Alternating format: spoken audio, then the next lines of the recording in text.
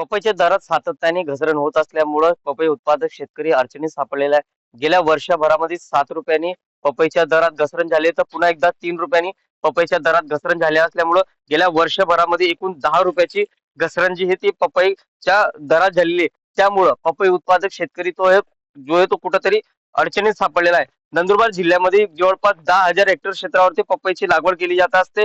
तिघी हंगामामध्ये पपईची लागवड जी आहे ती केली जात असते। मात्र पपईला मिळणारा अल्पसा दरामुळे शेतकरी जो आहे तो संकटात सापडलेला आहे। शहादा कृषी उत्पन्न बाजार समितीकडनं या संदर्भात शेतकरी आणि व्यापाऱ्यांची बैठक घेऊन 10 रुपये 40 पैसे दर निश्चित करण्यात आले। मात्र व्यापाऱ्यांच्या मनमानी कारभारामुळे हा दर मिळतो का नाही अशी देखील शक्यता जी आहे ती वर्तवली जाते, कारण की व्यापाऱ्यांच्या मनमानीमुळे कुठेतरी शेतकऱ्यांना वेठीस धरला जात असतो आणि शेतकऱ्यांच्या मालाला योग्य भाव मिळत नसता।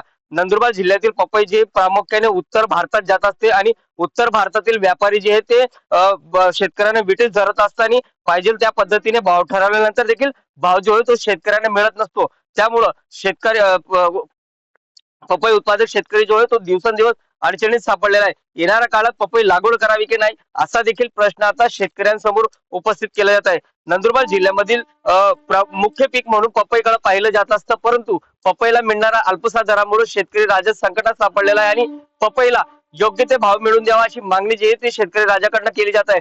सातत्याने पपईच्या दरात घसरण होत असल्यामुळे आता येणाऱ्या काळात पपईची लागवड क्षेत्र जे ते घटणार का असा देखील प्रश्न आता उपस्थित केला जात आहे। जितेंद्र पैसाने टीव्ही 9 मराठी, शहादा, नंदुरबार।